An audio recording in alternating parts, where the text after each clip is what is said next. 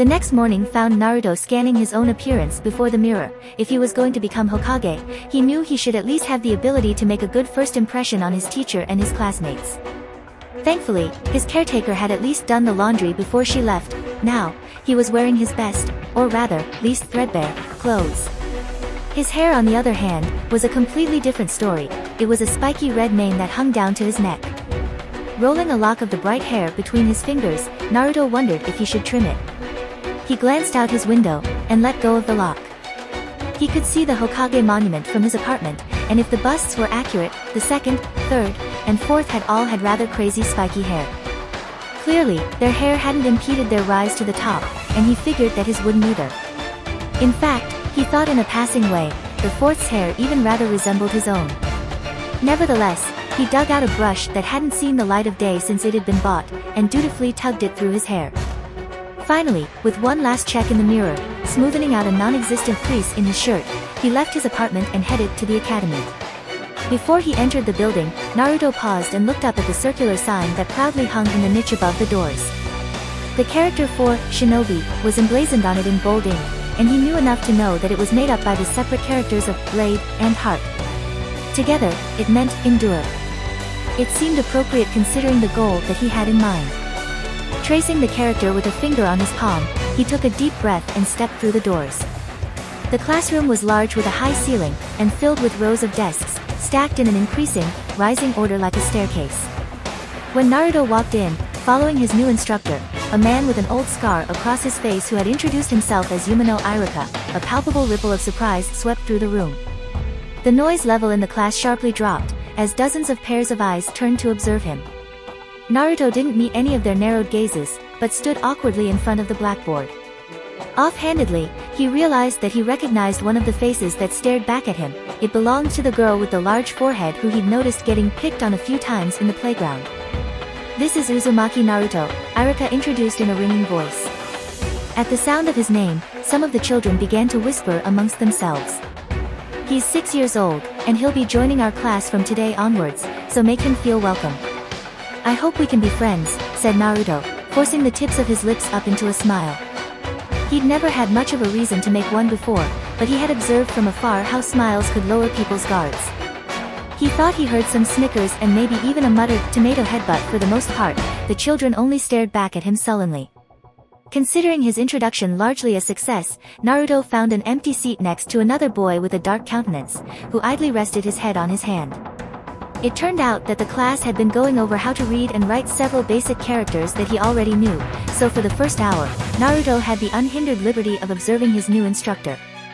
Iruka had seemed courteous enough when he first introduced himself outside of the classroom, but he wondered what the Chunin truly thought of him. Iruka certainly seemed jumpy about him. In the last 10 minutes alone, his eyes had flickered 4 times over to where Naruto was sitting, and he had stumbled over his words each time. Judging by the sheen of his face, the man was sweating slightly as well, and Naruto had learned from first-hand experience that, if it wasn't from the heat, it indicated they were nervous. From his brief personal interaction with the instructor, Naruto could already tell that Iruka was usually a proficient teacher. Discreetly looking around, every time Iruka fumbled over a sentence, he saw looks of puzzlement reflected on the faces of his classmates, confirming the fact. He returned his gaze to the Chunin just as the man in question looked up at Naruto, and their eyes met for a split second. Iruka gave no visible signs of reacting, and looked away almost immediately, mistakenly writing a different character on the blackboard as he did so. But Naruto already knew. Though it was just the smallest glimmer, he had seen that same, strange look of fear and revulsion that everyone else in the village had whenever they saw him. His spirits beginning to sink, he wondered whether he would be kicked out of the academy after all. After the lesson on reading and writing, the class moved on to chakra, and suddenly, Naruto found himself out of his depth. Apparently, there was something called a chakra point, and a person had 361 of them. There was also something called hand seals, and the 12 basic ones were named after the horoscope animals. But not knowing what chakra itself actually was, Naruto could barely follow the discussion, let alone participate. From the sounds of it, it sounded like magic, but he'd always thought magic was mere fantasy. So what else could it be? An hour of torture later, the class was over, and the students were given a short lunch break. As most of the other children filed out of the room, Naruto dawdled at his desk before approaching the instructor, who was flipping through a sheaf of papers on a clipboard. "Irika-sensei," Naruto began in a low voice, looking down at the ground. Most adults didn't like it when he looked at them directly. "Yes, Naruto." He heard the rustle of paper above him. Irika's tone was casual, but Naruto thought he could detect a note of tension. "Could you tell me what chakra is?" When the man didn't answer right away, Naruto looked up and hurriedly added, "The discussion was very interesting, and I wanted to join in, but I'm still not sure what it is, and where it comes from." To his relief, Naruto observed some of the tension leave the instructor's face, though he still looked perplexed. "Well, Naruto, chakra is a form of energy that all living things have.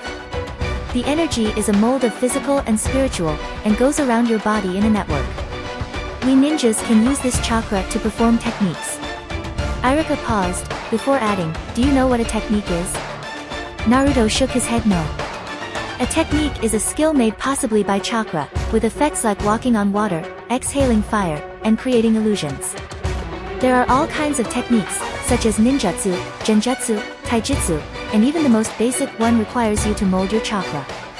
Usually, techniques require a certain sequence of hand seals. To demonstrate, he put his two hands together and quickly made some signs.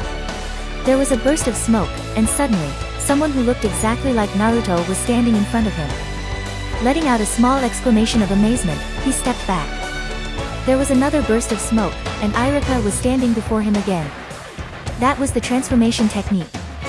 It's one of the most basic ninjutsu techniques, and we'll be learning it when your class is a bit more advanced. Eagerly, Naruto put his hands together and mimicked the man's hand signs. To his disappointment, nothing happened. "Just doing the motions won't be enough, I'm afraid," said Irika with a smile. Naruto's eyes widened at the sight, and the smile slid off of the man's face like sap. He coughed. "Well, off you go now." Naruto left with his heart pounding. He couldn't remember anyone having ever smiled at him before. And unlike the smile he himself had given the class, this hadn't been an offering of goodwill, it had been the genuine article. Feeling like a large burden had been removed from his shoulders, Naruto began to wander the village, looking for a place to eat that wouldn't chase him out. So long as he didn't get on Irika's bad side, maybe he would be able to learn everything he wanted about being a ninja. And then, he would be that much closer to becoming the Hokage. As Naruto passed by a small restaurant, a ninja with a face mask stepped out from under its flap. As the flap dropped down, the most hauntingly delicious aroma he had ever smelled came wafting out, freezing him in place. There was a big paper lantern hanging outside. It said, "Ramen Ichiraku," in bold red characters. As though entranced, before he knew it, he had lifted the flap and stepped in. Several of the villagers were already there, eating, and at his entry they looked up at him. Reacting on instinct, Naruto tensed, waiting for them to glare at him, but instead, their faces grew pale. Rising to their feet with a clatter, they all left in a hurry, leaving behind an array of empty stools. Well, that was a new reaction, even he'd never cleared a restaurant out like that before. Feeling a chill run down his back, Naruto turned to the counter to find himself face to face with a stern-faced man in an apron. He waited for him to respond angrily, but instead, the man grunted, "What will you have?" Taken aback, Naruto's eyes flickered over to the menu and he stammered out the first item he saw, miso ramen. Less than 10 minutes later, the most majestic bowl of noodles he had ever seen in his life was placed in front of him. Slowly, he raised his chopsticks to his mouth, and as warmth spread through his body, his chopsticks picked up in pace, and soon he was inhaling the rest of the bowl. It was not too last, however. Hearing the stools beside him clattering once more, he looked up, and almost choked on a noodle. They were a rowdy group of children he recognized from his class at the academy. Hunching over his bowl, he tried to shrink in on himself. But without his scarf, there was nothing to hide his hair. "Well, what do you know?" "Hey look everyone, it's Tomato Head," said one of the boys, jumping up from his seat. His friends joined him, and they rapidly spread out around Naruto to surround him. He said stiffly, "My name is Naruto." "What was that, Tomato Head?" the boy said in a loud voice, cupping his ear as if he hadn't been able to hear him.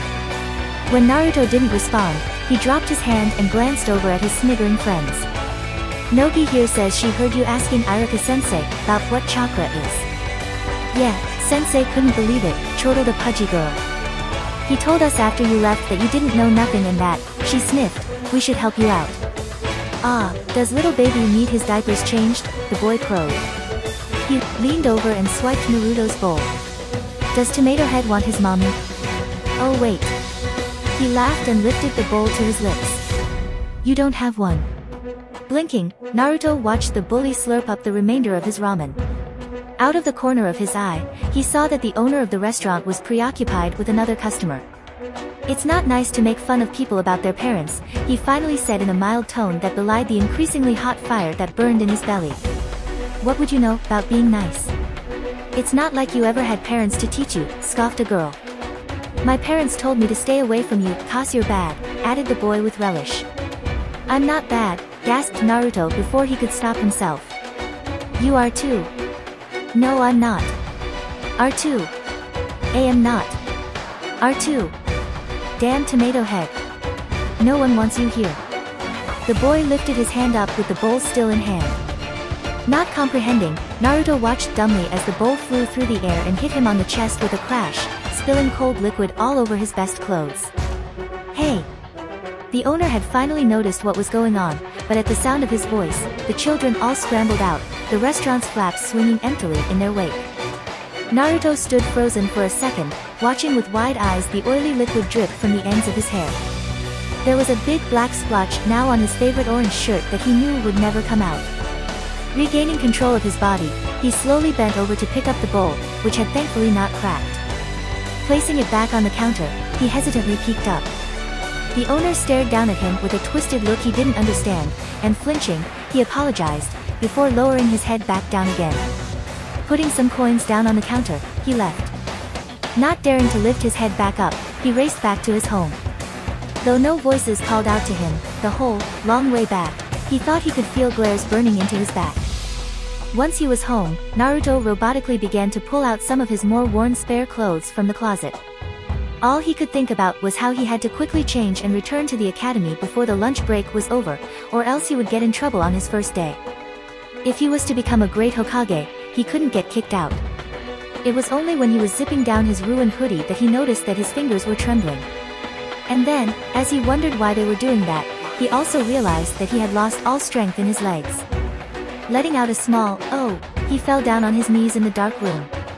Automatically hunching over on his hands, Naruto felt something warm and wet streak down the sides of his face and land with a plop on the floor. In a detached sort of way, he realized with surprise that he was crying.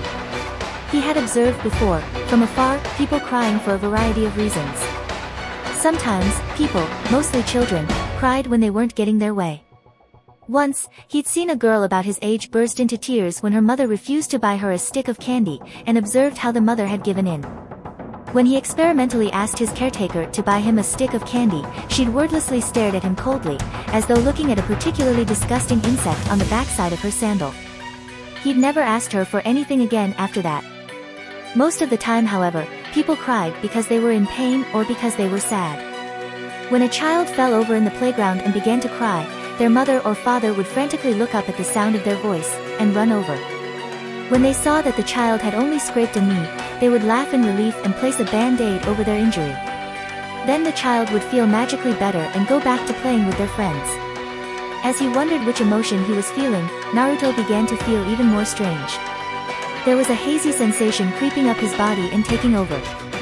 And then suddenly, against his will, he collapsed down completely with his face pressed against the ground. Someone was making a terrible moaning sound, and for several seconds, he listened in alarm as he looked for its source, before realizing that it was coming from himself. A mixture of snot and tears was streaming down his face, and he began to worry about how he couldn't go back to the academy with a splotchy face when suddenly, he realized that he didn't care. He wasn't sure what this heaviness in his chest was, but he didn't want to feel it anymore. And if crying would help him lessen it, he would do it. After all, no one was there to hear him.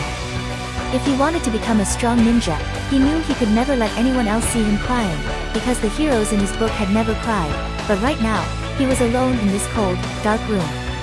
Just this once, he thought, eyes squeezed shut and tears dripping from his nose.